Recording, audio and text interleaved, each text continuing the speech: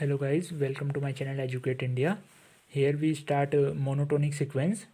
So in the last lecture we are discuss about some example of sequence. So उसमें हम convergence sequence के लिए हमने कुछ example solve किए थे. So उसकी एक exercise वीडियो हम आपके लिए अपलोड कर देंगे. सो अब न्यू टॉपिक हमारे पास है मोनोटोनिक सीक्वेंस. तो मोनोटोनिक सीक्वेंस क्या होते हैं? तो पहले आप ये समझो कि मोनोटोनिक सीक्वेंस को आपने पढ़ा है. What is sequence? सीक्वेंस क्या होता था? सेट ऑफ फंक्शन का कोई भी रेंज के लिए सेट जो इंक्रीजिंग ऑर्डर में लगा हो नेचुरल नंबर के. ठीक है, corresponding to order of natural number. ठीक, तो वो उससे हमारे पास सीक्वेंस था. अब मोनोटोनिक से यहाँ मतलब है कि वो मोनोटोनिक उसका एक नेचर है. तो यहाँ पे मोनोटोनिक क्या है? उसका एक सीक्वेंस का एक नेचर कि वो क्या है, इंक्रीजिंग है या डिक्रीजिंग है. ठीक, तो मोनोटोनिक सीक्वेंस कहते हैं उनको.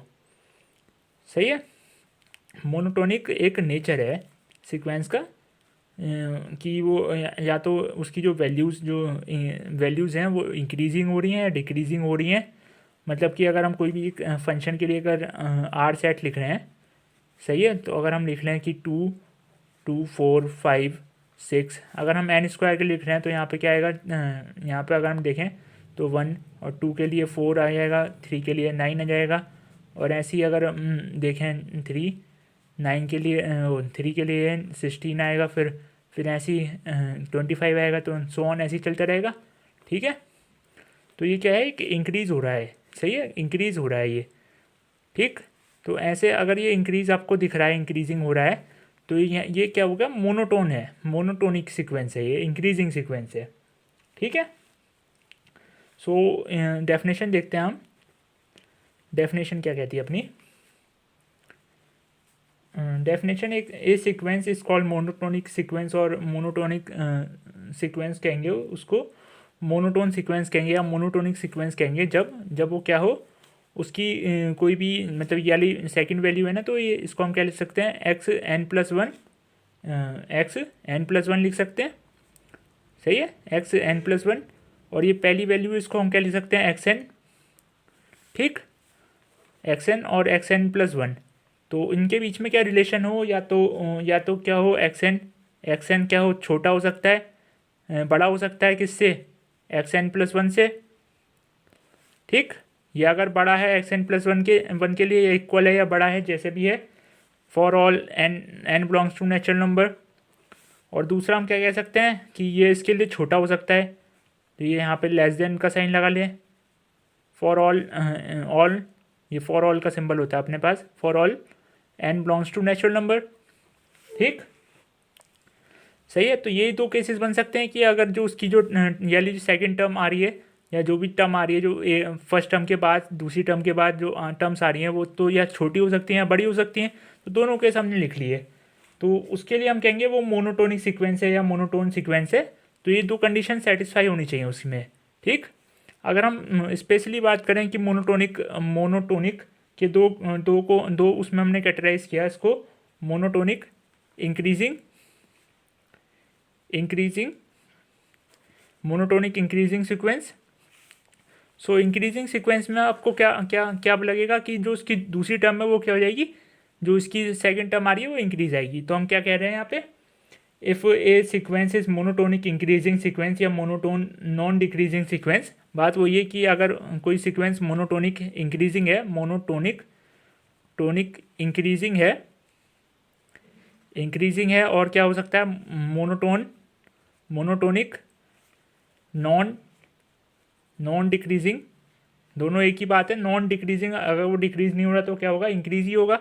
तो मोनोटोनिक नॉन डिक्रीजिंग है. ठीक, तो क्या कंडीशन होगी? जो नेक्स्ट टर्म होगी, जो भी हमारे पास नेक्स्ट टर्म होगी, तो उसको हम क्या लिखेंगे? n+1 लिखेंगे. जो xn के बाद जो टर्म आएगी वो क्या होगी? इससे ग्रेटर होगी xn से ग्रेटर हो for all n belongs to ये. सिंपल. n के लिए ये अगर हमारे पास कंडीशन सेटिस्फाई है तो वो क्या हो जाएगा? मोनोटोनिक इंक्रीजिंग सीक्वेंस हो जाएगा. ठीक है. अगर हम मोनोटोनिक डिक्रीजिंग की बात करें, मोनोटोनिक डिक्रीजिंग की अगर हम बात करें, तो यहाँ पे क्या हो जाएगा? कंडीशन उल्टी हो जाएगी. कोई सीक्वेंस है हमारे पास, any sequence any sequence is called monotonic increasing और monotonic decreasing if the next term, मतलब जो भी next term होगी, तो मतलब next term के लिए nx+1 जो छोटा हो, ये क्या हो, छोटी हो, xn से छोटी हो। मतलब कहने का क्या मतलब है, कोई अगर हम सीक्वेंस लें तो वो छोटी आए for all n belongs to natural number के लिए, ठीक है। तो अगर हम क्या बात कर रहे हैं, हम कह रहे हैं दैट इज़ आर कि xn जो हो, जो नेक्स्ट टर्म आए वो छोटी आए, यहाँ छोटी आ गई है किससे, xn के लिए for all n belongs to natural number. तो ये क्या हो गया, ये क्या हो गया, मोनोटोनिक डिक्रीजिंग के लिए हो गया ये, ठीक है। अगर इसका एग्जांपल, अगर इसके लिए कोई हम सीक्वेंस लेंगे तो हम लेते हैं कोई एग्जांपल 1/n ले लो। तो इसका जब हम इसके लिए कोई बनाएंगे तो क्या लिखेंगे इसको, 1/1 से स्टार्ट होगा, नेचुरल नंबर 1 से, तो यहाँ पे 1 लिखेंगे तो 1 आएगा। तो दूसरी टर्म क्या होगी, 1/2, ऐसे मतलब ऐसे जितनी भी टर्म्स होंगी वो क्या आएंगी 1/3 और ऐसे। तो ऐसे क्या हो गया, मोनोटोनिक डिक्रीजिंग हो गया। इसके बीच में कोई 1/n आएगा और ये इन्फिनिट तक पहुँचेगा ऐसे, ठीक है। तो ये मोनोटोनिक डिक्रीजिंग सीक्वेंस है। इसके लिए अगर हम ग्राफ ऐसे करके बनाएं, प्लॉट करें, तो यहाँ पे कोई अगर 1 पे देखेंगे तो 1 पे यहाँ पे कहीं होगा और ये कैसे डिक्रीज होता जाएगा, ऐसे डिक्रीज हो जाएगा। तो ग्राफ में कुछ स्टिफनेस होगी, ओके, समझ में आया। तो ये क्या गया, मोनोटोनिक डिक्रीजिंग सीक्वेंस हो गया, ठीक है। और इंक्रीजिंग मैंने बता दिया, तो ग्राफ कैसे इंक्रीज बन जाएगा, कोई भी अगर इंक्रीजिंग ग्राफ ऐसे करके कुछ दिख गया आपको ऐसे, सही है, तो उसके लिए बन जाएगा, ये सिंपल है, सिंपल हो गया। उसको कहते हैं मोनोटोनिक डिक्रीजिंग। अगर कोई फंक्शन मोनोटोनिक है, उसमें से कोई सा ये इंक्रीजिंग हो या डिक्रीजिंग हो, तो वो क्या आएगा, मोनोटोन फंक्शन कहते हैं उसको, ठीक है। ओके, तो ये नोट करो। सो क्या हुआ अपना, मतलब जो कोई भी मोनोटोनिक सीक्वेंस है तो उसमें क्या होना चाहिए, तो ए सीक्वेंस इज मोनोटोनिक सीक्वेंस। तो ये सीक्वेंस एक्शन कोई भी मोनोटोनिक है तो वो क्या होगा, तो इज ए मोनोटोनिक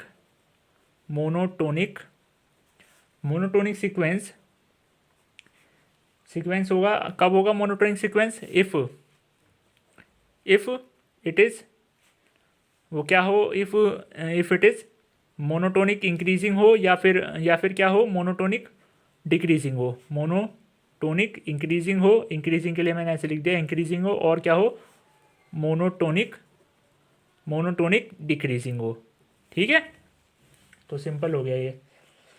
हाँ, अगर वो बोथ है तो भी वो क्या हो जाएगा, मोनोटोनिक सीक्वेंस हो जाएगा, मोनोटोनिक इंक्रीजिंग डिक्रीजिंग। अगर वो दोनों है तो वो क्या हो जाएगी, सीक्वेंस मोनोटोनिक हो जाएगा। मोनोटोनिक सीक्वेंस भी कहेंगे उसको, उसमें से अगर एक भी है तो भी वो मोनोटोनिक सीक्वेंस है, ठीक है, सही है। तो अब आता है अपने पास, अगर वो क्या, यहाँ पे मेरे पास इंक्रीजिंग के लिए क्या कंडीशन थी, मोनोटोनिक इंक्रीजिंग के लिए हमारे पास कंडीशन थी, इंक्रीजिंग के लिए हमारे पास क्या कंडीशन थी, एक्स एन की जो टर्म है xn+1 वो क्या हो, ग्रेटर हो xn से, ठीक है। अब जो स्ट्रिक्टली, अगर हम इसमें स्ट्रिक्टली बात करें, स्ट्रिक्टली मोनोटोनिक इंक्रीजिंग की, स्ट्रिक्टली मोनोटोन की बात करें, स्ट्रिक्टली मोनोटोनिक इंक्रीजिंग की बात करें, तो यहाँ पे क्या हो जाएगा, यहाँ पे जो इक्वल का साइन है वो हटा दो, तो ये क्या हो गया, स्ट्रिक्टली मोनोटोनिक इंक्रीजिंग फंक्शन हो गया, सिंपल है। ऐसे अगर स्ट्रिक्टली मोनोटोनिक डिक्रीजिंग की बात करें तो क्या बन जाएगा, xn-1 लेस देन xn, ठीक, नोट कर लो, ओके। तो सही है। तो अब हम आते हैं, हमारे पास कुछ थ्योरम है इसके रिलेटेड। तो कुछ नहीं, दो थ्योरम है, दो थ्योरम में से ही हम समझ लेंगे कि क्या एक्चुअल में क्या चाह रहे हैं थ्योरम। तो थ्योरम देखते हैं।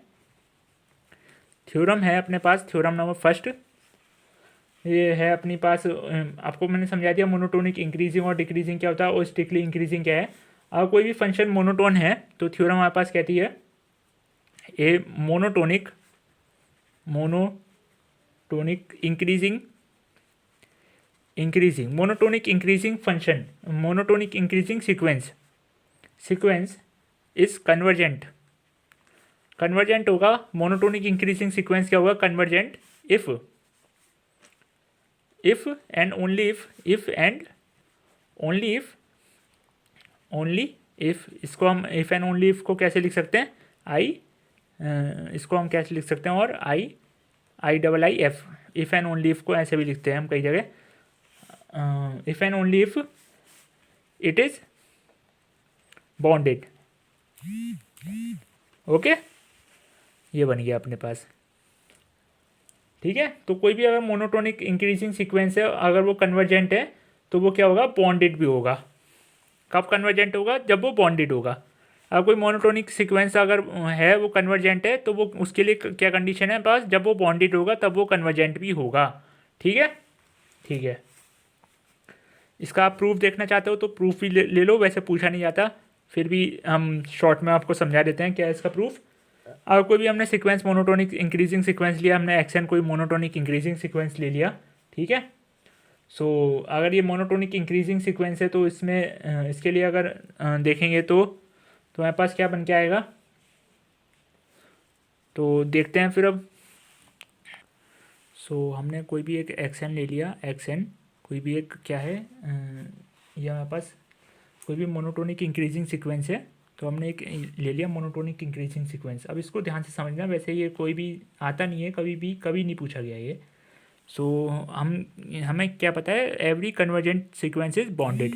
ठीक है, ये हमें पता है, ठीक। तो हम उसको लिखते हैं दैट वी नो दैट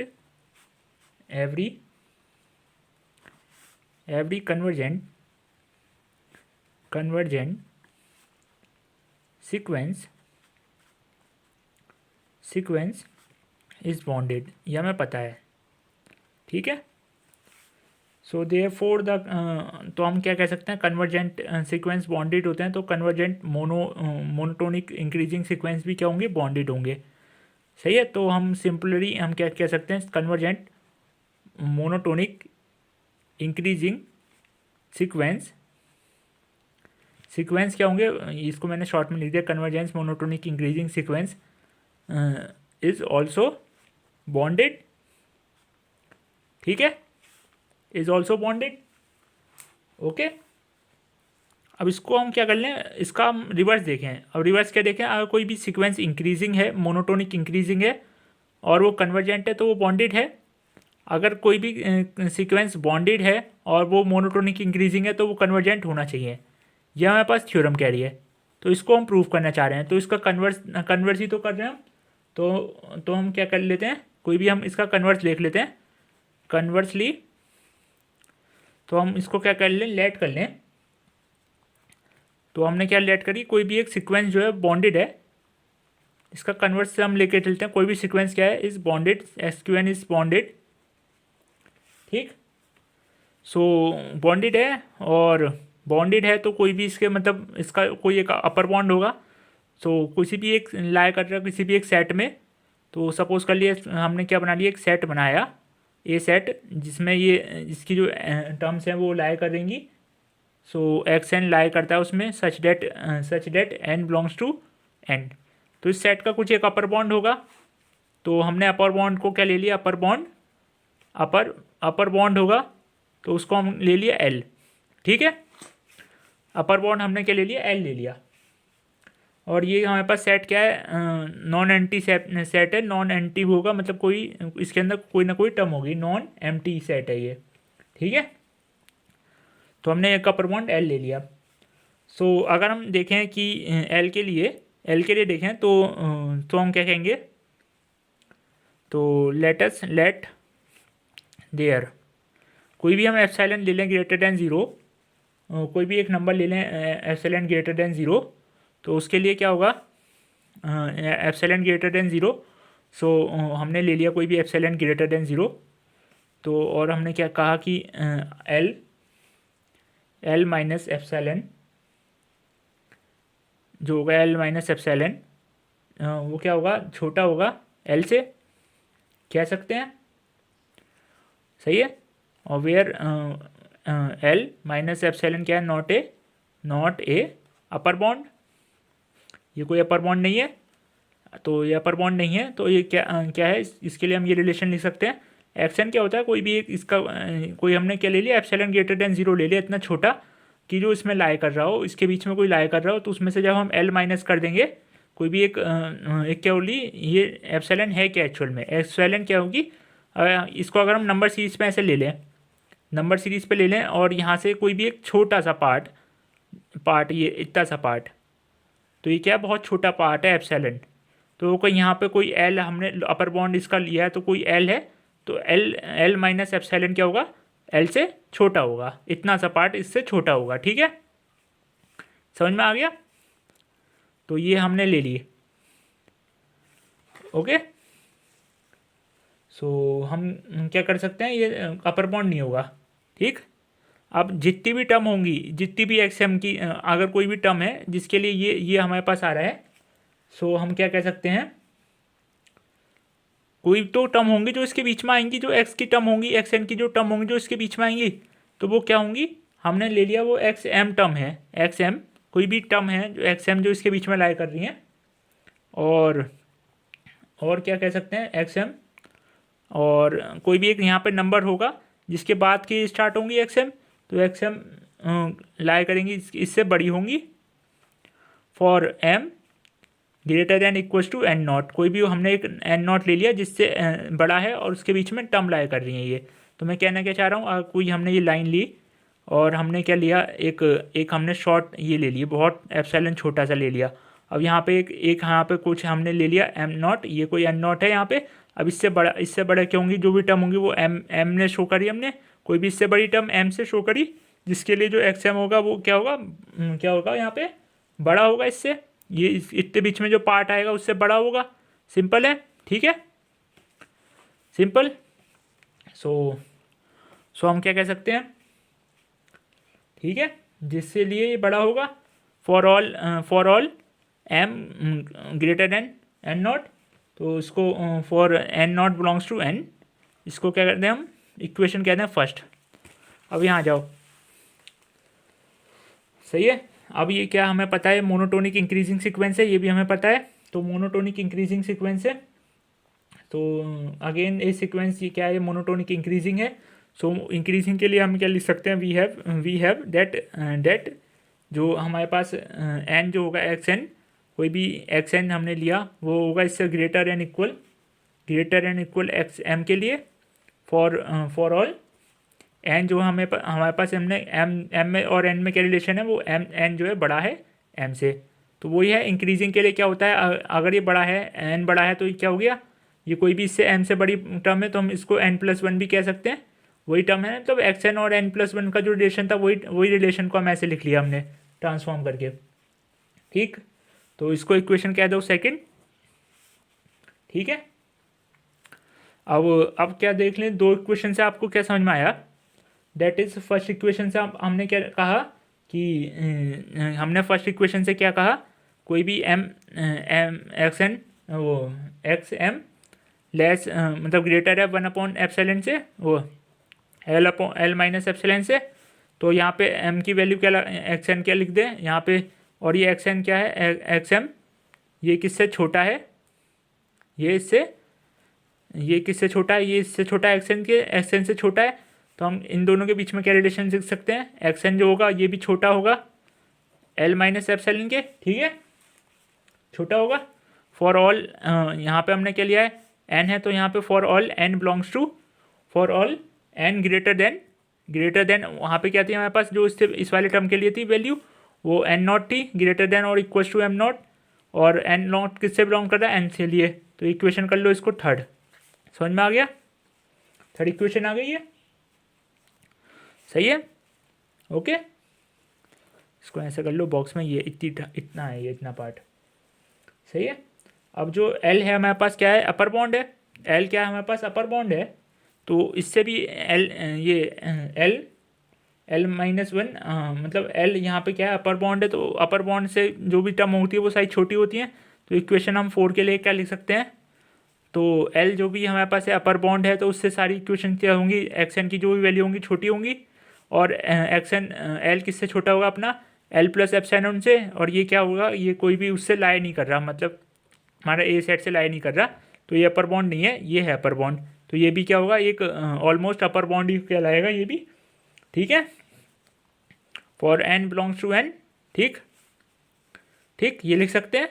अब इसको हम क्या ले, इक्वेशन फोर्थ। अब इक्वेशन थर्ड और इक्वेशन फोर्थ में आप क्या क्या देख सकते हैं, इक्वेशन सेकंड और इक्वेशन थर्ड में। सही है, इक्वेशन सेकंड और इक्वेशन थर्ड को भी कंक्लूड करेंगे, मतलब हम कंपेयर करेंगे इक्वेशन सेकंड को और इक्वेशन फोर्थ को कंपेयर करोगे तो क्या क्या लिख सकते हो, डेट इज इक्वेशन ये क्या कहती है, ये कहती है कि एक्स एन जो है वो ग्रेटर है एम से, और यहाँ इक्वेशन क्या कहती है, ये है ये दिस। तो इसके लिए हम क्या लिख सकते हैं, ये भी लिख सकते हैं। तो इसके लिए हम क्या लिख सकते हैं, एक्स एन, यहाँ पे थर्ड इक्वेशन है ये। यहाँ से हम क्या लिख सकते हैं, एक्स एन जो लाया करेगा, एक्स एन जो होगा वो किससे बड़ा होगा, एल माइनस एप्सिलॉन से बड़ा होगा, और वो एल के बीच में लाया करेगा, और ऐसे ऐसे लिख सकते हैं। तो यहाँ हम क्या लिख सकते हैं, एल माइनस एप्सिलॉन, और एक्स एन जो है इसके बीच में लाया करेगा। सही है, तो जब इतना आ गया फॉर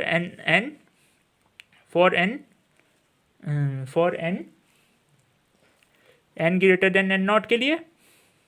ठीक है, और एन नॉट कहाँ से बिलोंग कर रहा है, एन से। ठीक, अब इसको क्या लिख सकते हैं, हम इसको लिख सकते हैं डेट इज आर, वो ये अपना लिमिट्स वाली जो कंडीशन होती है सीक्वेंस की, सिंपल ये लिख सकते हैं, less than epsilon naught for n greater than n naught. ठीक, for all n greater than n not. तो हम क्या कह सकते हैं इसको, limit n tends to infinite x n tends to l. तो हो गया हैंस एक्स एन क्या है हमारे पास, कन्वर्ज कर रहा है यहाँ पे, कन्वर्ज टू एल। तो हमारे पास प्रूफ हो गया, ये कन्वर्जेंस थ्योरम प्रूफ हो गई, मतलब ये हमारे पास थ्योरम प्रूफ हो गई। अब इसका अगर हम क्या ऐसी हम क्या कर सकते हैं, ऐसी अगर हम क्या कह सकते हैं, अगर नोट कर लो, फिर ये नोट्स बनते हैं अपने पास, दैट इज़ आर। तो कोई भी अगर मोनोटोनिक, दूसरी थ्योरम है मोनोटोनिक डिक्रीजिंग, अगर कोई है मोनोटोनिक डिक्रीजिंग है अपने पास, मोनोटोनिक डिक्रीजिंग सीक्वेंस है, सो वो कन्वर्ज करेगा इफ़ एंड ओनली इफ़। तो I double F if and only if it is bounded. अगर वो बॉन्डेड है तो वो क्या करेगा, कन्वर्ज करेगा। डिक्रीजिंग सीक्वेंस है और वो कन्वर्ज करेगा, कन्वर्जेंट होगा कब, जब वो बॉन्डेड है। ठीक है, और थर्ड थ्योरम है, theorem number third T3। Theorem number third क्या कहते हैं हमारे पास, कोई भी मोनोटोनिक इंक्रीजिंग सीक्वेंस है, मोनोटोनिक इंक्रीजिंग सीक्वेंस है, तो मैंने इसको ऐसे दिखा दिया, मोनोटोनिक इंक्रीजिंग सीक्वेंस है। सो वो क्या है, विच इज़ नॉट बॉन्डेड। तो बॉन्डेड नहीं है तो उसका कोई अपर बॉन्ड नहीं लाया करेगा, अपर बॉन्ड नहीं है तो क्या क्या कहेगा, जब अपर बॉन्ड नहीं है तो क्या करेगा, डाइवर्जेंट हो जाएगा। जब अपर बॉन्ड ही नहीं है, उसका कोई अपर बॉन्ड ही नहीं है, तो कोई हम इसको ऐसा कहें कि अगर ये क्या है, अपर बॉन्ड ही लाया नहीं कर रहा है, इसका क्या है, अपर बॉन्ड नहीं कर रहा, तो क्या होगा, तो बॉन्डेड अबव है, वो बॉन्डेड अबव होगा। जब उसका कोई अपर बॉन्ड नहीं है तो वो बॉन्डेड अबव है। तो यहाँ पे कोई बॉन्डेड अबव ऐसे कोई पहुँच गया इसके बीच में। ठीक, तो अगर इसके बीच में इतना ऊपर पहुँच गया, ये बॉन्डेड अबव हो गया, तो क्या हो गया, डाइवर्जेंट हो गया, डाइवर्स टू प्लस इन्फिनिटी पे। और इसका थ्योरम नंबर 4 देखो, वो क्या कहेगी, अगर मोनोटोनिक है, कोई भी मोनोटोनिक डिक्रीजिंग है सीक्वेंस है, मोनोटोनिक डिक्रीजिंग सीक्वेंस है, which is not bounded, which are not bounded below, वो बॉन्डेड बिलो नहीं है, तो क्या होगा, वो क्या होगा, डाइवर्जेंट होगा और डाइवर्स करेगा माइनस इन्फिनिटी पे। सिंपल है। सो ठीक है, ये इतनी थ्योरम्स हैं हमारे पास, जितना भी है हमने एक थ्योरम को प्रूव कर लिया, अच्छे से आपको समझ में आ गया होगा। तो आप एक बार दोबारा लेक्चर देखेंगे तो आपको अच्छे से समझ में आ जाएगा। सो अब अपने पास कुछ क्वेश्चंस आते हैं अपने पास इससे रिलेटेड। तो पहला क्वेश्चन देखते हैं, सॉल्व करते हैं। कुछ अच्छे क्वेश्चन हैं, इंपॉर्टेंट क्वेश्चन हम देखेंगे। कोई भी सीक्वेंस एक्स एन स्क्वायर दे दिया हमारे पास, और for all n belongs to n, ठीक है। तो इसको मोनोटोनिक इंक्रीजिंग सीक्वेंस बताना है। तो सिंपल हमें क्या करना पड़ेगा, कोई हमने एक्स एन सीक्वेंस ले ली हमने, और उसमें क्या है एन स्क्वायर है, ये हमारे पास for where n belongs to this, ये हमारे पास हमने क्या ले लिया, गिवन है, ये हमारे पास गिवन है। ठीक, अब यहाँ पे एक्स एन की जो भी वैल्यूज़ होंगी हम उसको क्या लिख सकते हैं, दैट इज़ पहली वैल्यू आएगी और दूसरी आएगी, तो दूसरी पे 4 हो जाएगा, 2 पे, और 3 पे 9 हो जाएगा, ऐसे सोन कितना चलता रहेगा, चलता रहेगा। ठीक है। तो यहाँ पे क्या है हमारे पास, इंक्रीजिंग के लिए हमें क्या करना है, यहाँ पे सीक्वेंस को इंक्रीजिंग, आपको साफ दिख रहा है क्या ये इंक्रीजिंग है, तो इंक्रीजिंग है। तो यहाँ पे अगली टर्म जो हो रही है, तो एक्स एक्स एक्स n+1 जो है, एक्स n+1, वो क्या होगा यहाँ पे, अगर इस वाली टर्म से देखेंगे तो वो n+1 होगा, उसका स्क्वायर होगा, और एक्स एन क्या है हमारे पास n²। अब इन दोनों को कर लो माइनस, तो एक्स n+1 माइनस कर लें अगर हम एक्स एन से, तो इसको क्या लिख सकते हैं हम यहाँ पे, तो that is n+1 square minus 1 no plus यहाँ पे n स्क्वायर, सिंपल। जब इसको सॉल्व करोगे तो डेट इज़ n स्क्वायर, और यहाँ पे 1 + 2n, और यहाँ पे n स्क्वायर, ये 2n स्क्वायर आ गया यहाँ पे, प्लस 2n। सही है। तो ये क्या है, ग्रेटर देन 0 है ये पूरी टर्म। तो यहाँ पे हम क्या लिख सकते हैं, n+1 minus n greater than 0। सो जो इसकी जो फर्स्ट टर्म है वो क्या, जो सेकंड टर्म आ रही है वो फर्स्ट वाले से ग्रेटर आ रही है।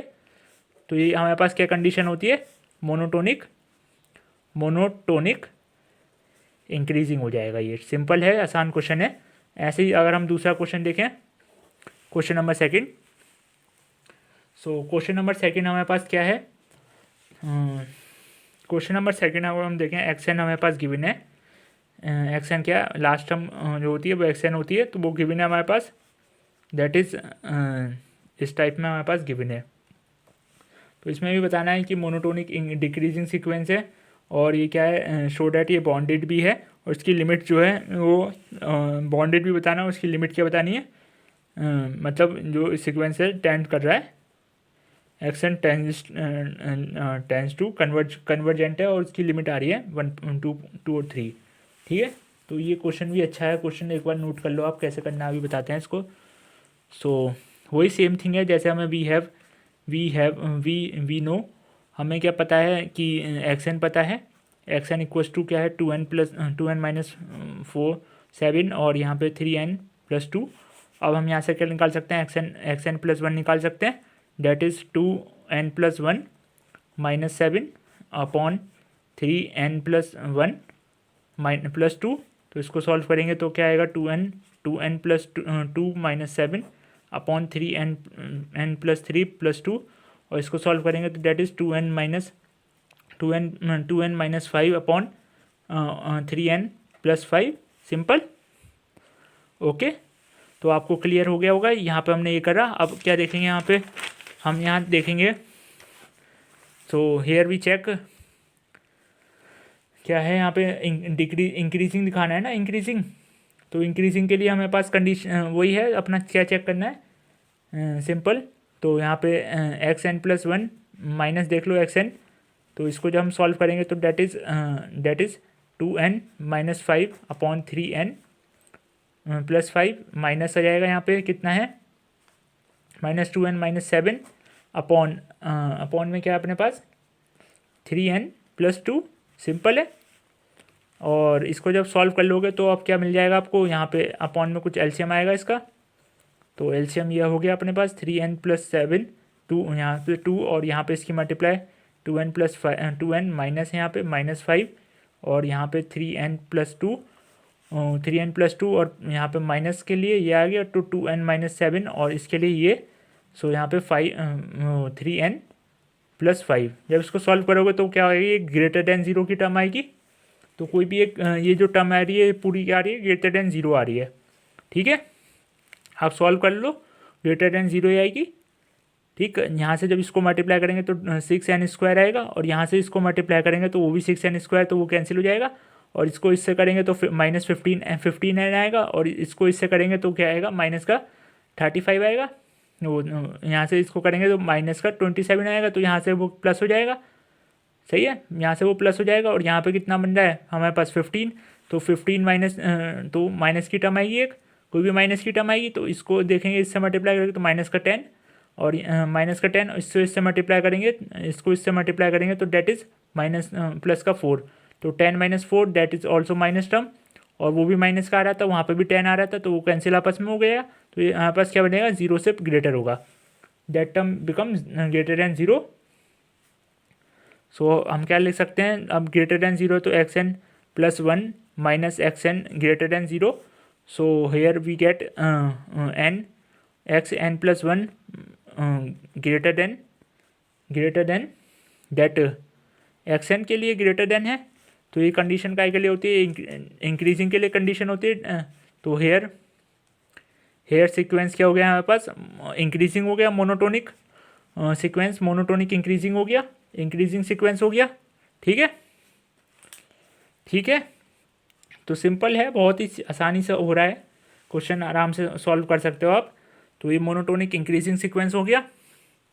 अब हमें क्या बताना है, ये बाउंडेड बताना है और इसकी लिमिट बतानी है, कुछ क्या आएगी लिमिट, मतलब कन्वर्जेंट बताना है। तो हमें पहले क्या दिखाएंगे हम, तो यहाँ ये अगर कोई बाउंडेड फंक्शन है, बाउंडेड है और उसको कन्वर्जेंट बताना है, तो बाउंडेड तो है खुद ही, तो हम वही सिंपल हमारे पास क्या है, अगर कोई बाउंडेड है तो हमें क्या निकालना पड़ेगा बाउंडेड के लिए, डेट इज़ कोई कैपिटल एम निकालना पड़ेगा और एक कैपिटल स्मॉल एम और कैपिटल एम होगा इसका कुछ।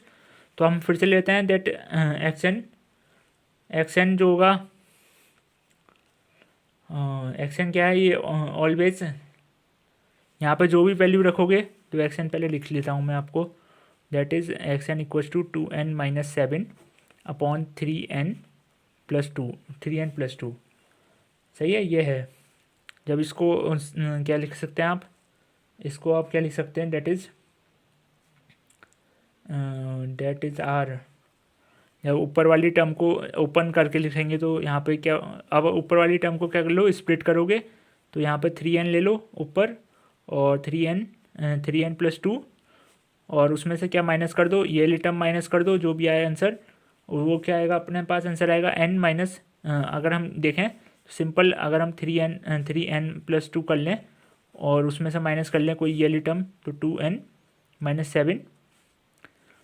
7, तो अपने पास क्या आंसर बचेगा, डेट इज़ आर n, और यहाँ पे माइनस 7 और ये माइनस प्लस हो जाएगा, प्लस 9, तो प्लस 9, तो यहाँ क्या लिख सकते हैं हम, प्लस 9। तो अगर हम इसको अगर ऐसे लिख लेंगे तो कोई परेशानी है, नहीं परेशानी है, तो परेशानी नहीं है। सो हेयर भी क्या लिख सकते हैं, 1 minus n plus 9 upon 3n plus 2। ठीक है। तो यहाँ पे xn में क्या मिल गया, एक 1 मिल गया, हमें 1 मिल गया, जिससे ये सारी टर्म जो होती है 1 से छोटी होंगी, तो 1 से छोटी होंगी, ओके, 1 से छोटी होंगी। अब ये 1 से, तो xn जो होगी ऑलवेज क्या होगी, 1 से छोटी होगी, तो 1 से ऑलवेज छोटी होगी, ऐसे लिख सकते हैं। तो यहाँ क्या मिल गया, एक क्या मिल गया, अपर मिल गया, एक कैपिटल M मिल गया। ठीक है। अब हमें बाउंडेड के लिए 2 चाहिए होते हैं कैपिटल M, तो अपर बाउंड तो हमें मिल गया m जो है 1 है इसका। ठीक। अब इसका छोटे से छोटा क्या मिल सकता है, तो यहाँ पे हमने पीछे एक टर्म लिखी थी minus 1 plus 9 upon 3n plus 0, 3n plus this. अब इस छोटे से छोटा कब मिलेगा, जब क्या मिल जाए, ये जो टर्म मिल जाए अपने पास, यहाँ पे n की 1 रखोगे तो 1 से यहाँ 10 बनेगा, और यहाँ पे डेट इज़ आर 1 पे, यहाँ पे 1 प्लस 2 5 हो जाएगा। तो यहाँ पे अगर n की वैल्यू 1 पुट कर दोगे, that is our smaller value, तो ऊपर वाली टर्म जो बन जाएगी हमारे पास, डेट पूरी टर्म से इक्वल टू 1 प्लस 9 अपॉन 3 और यहाँ पे 1 प्लस 2, डेट इज़ अपने पास 2 बन जाएगा, यहाँ ऊपर 10 अपॉन में 5, तो 2 बन जाएगा। सही है।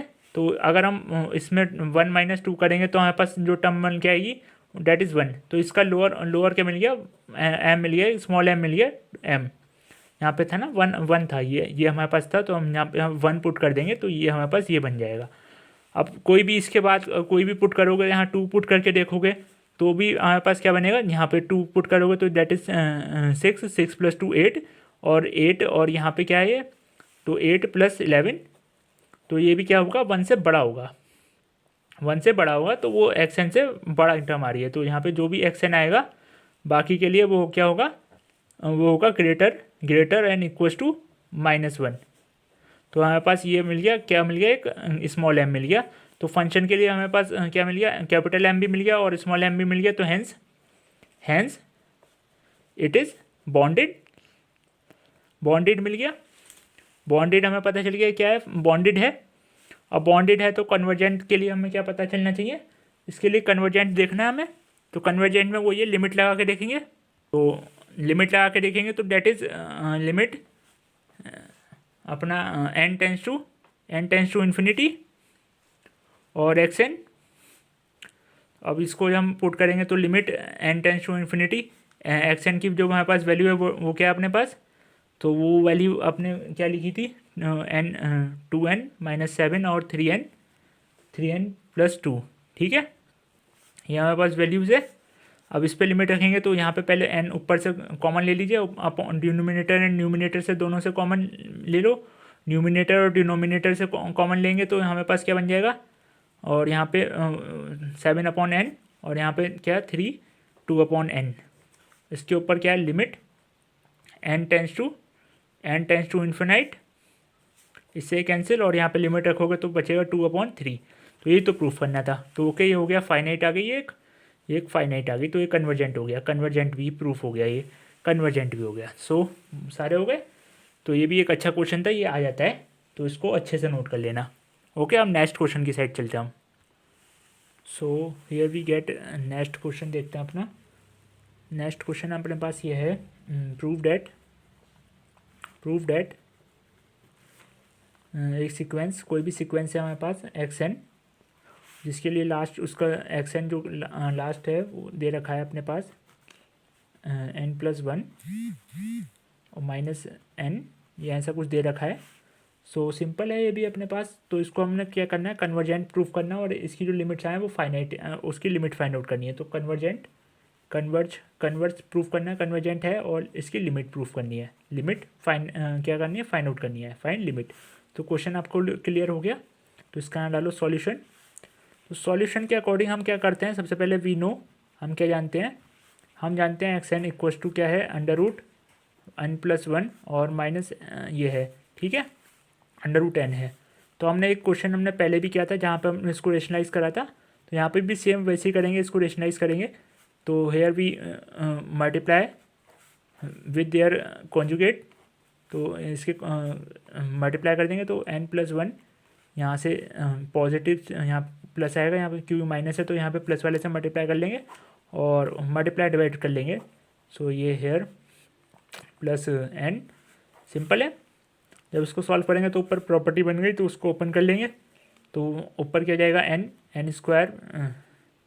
सॉरी यहाँ पे n+1 हो जाएगा, और माइनस क्या हो जाएगा n, अपॉन में क्या जाएगा, क्योंकि यहाँ पे ये क्या है, a है और ये भी a और b, a-b और a+b है, तो यहाँ पे a स्क्वायर हो जाएगा -b²। तो a² ये हो गया, अंडर रूट हट गया, और यहाँ पे b ये आ गया अपना। तो सिंपल है, और नीचे वाली टर्म अपॉन में x ही रही, ठीक। ये बन गया एक्स एन, यहाँ से ये काट दो और ये बचा हुआ पार्ट ऐसे ही उतार दो। तो ये बन गया अपने पास सिंपल प्लस एक्स एन, ठीक है। अब n+1 देखेंगे तो xn+1 देखेंगे तो क्या आ जाएगा हमारे पास, दैट इज़ यहाँ पे n की वैल्यू क्या रख देंगे, n+1 रख देंगे तो n+2 हो जाएगा यहाँ पे, और दूसरी टर्म क्या हो जाएगी, n+1, ठीक है, ठीक है। और हम क्या जानते हैं, that is we know, thus इस प्रकार हम क्या जानते हैं, सिंस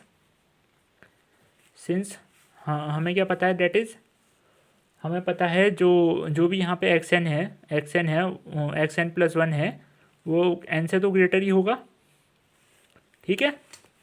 xn+1 जो है n से ग्रेटर होगा for all n belongs to n के लिए, ठीक है। अब इसका अंडर रूट कर दें both side taking square root ले लें। सो यहाँ पे क्या होगा, इसकी जो इक्वालिटी है वो चेंज नहीं होगी, तो इक्वालिटी सेम रहेगी, सही है, सही है। और अब क्या कर लें हम क्या बनाना चाह रहे हैं, हम बनाना चाह रहे हैं, हम क्या बनाना चाह रहे हैं, डेट इज़ हम ये बनाना चाह रहे हैं कि ये बन जाए और एक बन जाए हमारे पास ये ऊपर वाला पार्ट, ये वाला। हम दोनों, ये दोनों बन जाए तो हम इन दोनों के बीच में रिलेशन निकाल सकते हैं। सही है, तो हम वही बना रहे हैं इससे। तो इसके लिए हम क्या कर सकते हैं, यहाँ पे हम क्या कर लें, ऐड कर लें इसे बनाने के लिए। तो यहाँ पे हम क्या कर सकते हैं, ऐड कर लेते हैं। तो लिखते हैं, फिर अगले पन्ने पे आओ, ऐड ऐड ऐड ऐड क्या कर रहे हैं, n-2 n+2 ऐड कर लें, n+2 ऐड कर लें। और क्या ऐड कर लें, एंड और क्या कर लें, दूसरी साइड में ऐड कर लें अपना n+1 ऐड कर लें। ठीक है। सो तो इक्वलिटी पे कोई चेंज होगा नहीं होगा, तो यहाँ पे इक्वलिटी क्या आएगी, इधर की साइड आएगी, और ये आपके पास ग्रेटर वाली टर्म हो जाएगी, और इसके साथ दूसरी टर्म क्या है, n+1, और यहाँ पे क्या है, n+1, और यहाँ पे √n। अब इसका रेसिप्रोकल कर लें, तो बाय रिवर्स कर लें, इसका रेसिप्रोकल कर लें इसको। तो रेसिप्रोकल करेंगे तो यहाँ पे क्या हो जाएगा, इनइक्वालिटी क्या हो जाएगी, चेंज हो जाएगी। तो वो पहले जहाँ पे ग्रेटर थी वहाँ पे क्या हो जाएगा, लेस हो जाएगी,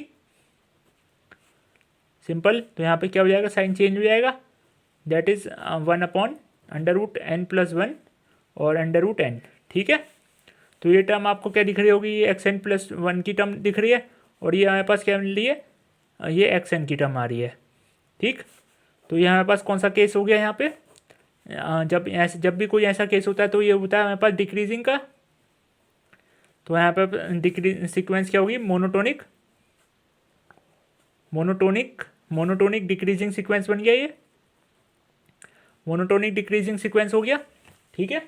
तो एक बात तो हमारे पास प्रूफ हो गई, क्या है ये, मोनोटोनिक डिक्रीजिंग सीक्वेंस है। अब इसको हम क्या करना है, अब इसका मोनोटोनिक डिक्रीजिंग सीक्वेंस हो गया। और आपको समझ में आ रहा होगा कि ये जो टर्म है, ये अगर यहाँ पे कोई भी n की वैल्यू रख दें तो वो ग्रेटर देन 0 होगी। सो इसको बॉन्डेड अगर हम प्रूफ करें, उसके बाद कन्वर्जेंट, जो भी कन्वर्जेंट हो जाएगा तो वो कन्वर्जेंट भी हो जाता है। मतलब हमने थ्योरम में क्या पढ़ा है, अगर कोई सीक्वेंस कन्वर्जेंट करना है तो उससे पहले हमें उसे बॉन्डेड दिखाना पड़ेगा। अगर वो मोनोटोनिक इंक्रीजिंग है, डिक्रीजिंग है, तो वो क्या होना चाहिए, बॉन्डेड बिलो होना चाहिए। तो वो क्या हो जाएगा, कन्वर्जेंट हो जाएगा। ये हमने अभी नोट करके पीछे थ्योरम में लिखा था। सो हम इसको क्या दिखाएंगे, बॉन्डेड बिलो दिखाएंगे। तो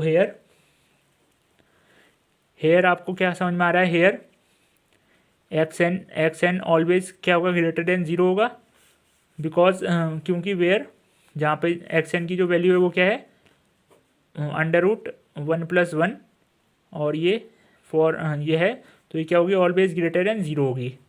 समझ में आया। ठीक है। तो यहाँ पे क्या हो गया, एक 0 क्या हो गया, यहाँ पे लोअर बॉन्ड हो गया। तो hair hence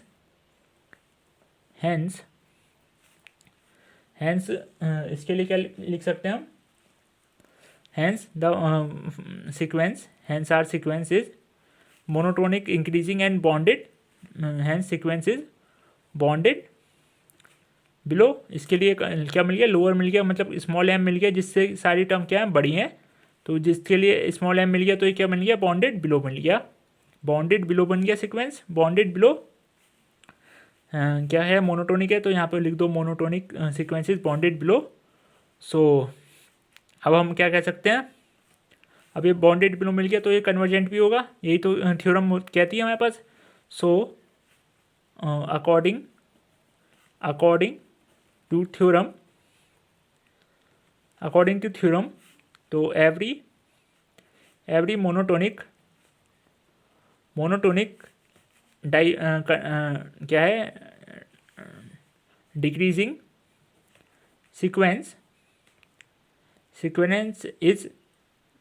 is convergent if and only if, तो IFF, तो इफ एंड ओनली इफ कब होगा, इट इज बॉन्डेड बिलो। ठीक। तो अब इसके लिए लिमिट फाइंड आउट और करनी है, तो लिमिट फाइंड आउट के लिए यहाँ आ जाओ, अगला पॉइंट फाइंडिंग द लिमिट। तो हम क्या लिखेंगे, limit n tends to infinity x n लिखेंगे। अब इसको सॉल्व करेंगे तो यहाँ पे क्या लगेंगे, एक्स एन की value n tends to infinity x n की हमारे पास क्या वैल्यू है यहाँ पे, डेट इज़ आर 1/√n+1 और यहाँ प्लस √n। तो ये है अपने पास लिमिट, वहाँ से कॉमन ले लेना। तो जब यहाँ से कॉमन लोगे तो डेट आर, यहाँ से कॉमन लोगे अंडर रूट में से कॉमन आएगा तो बाहर क्या आएगा, अंडर रूट आ जाएगा। हाँ, कॉमन लेने की जरूरत क्या है, डायरेक्ट लिमिट रखो। तो यहाँ जब लिमिट रखोगे तो इनफाइनाइट और प्लस इनफाइनाइट, तो यहाँ पे क्या आ जाएगा, 1/, क्या यहाँ से लिमिट हटा दो तो 1/∞ आएगा, तो इट इज़ 0। तो ये क्या है, 0 एक फाइनाइट है, कोई भी एक फाइनाइट आ गई तो ये क्या हो गया, कन्वर्जेंट हो गई, तो इसकी कन्वर्स टू 0 हो गया। ठीक है, सही है। तो आज के लिए इतने रहने देते हैं। तो हैंस क्या लिख सकते हैं, hence sequence q n is converge to 0। Okay, तो आज के लिए इतना रहने देते हैं, बाकी अब हम करेंगे कल। So thank you to all, keep watching. यहाँ पे पूरी सीरीज़ हम सॉल्व करेंगे, एक एक क्वेश्चन को अच्छे से पढ़ेंगे, देखेंगे और इम्पॉर्टेंट क्वेश्चन को सॉल्व करेंगे। तो जो भी अगला लेक्चर होगा उसके अंदर सारे क्वेश्चंस ही होंगे ओनली। तो आप ट्राई करिए, जो भी आपसे ना हो वो आप कमेंट में लिख देना। Thank you.